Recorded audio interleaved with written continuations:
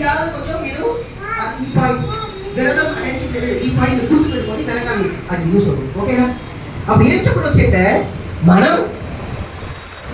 మన కోసం ఏమి అన్నం తినలేదు, మన అవయాల కోసం అన్నం తినేది. అర్థమవుతుంది ఈ పాయింట్. సెకండ్ పాయింట్ ఏమంటే బేసిక్ ఎప్పటికి కావాలి?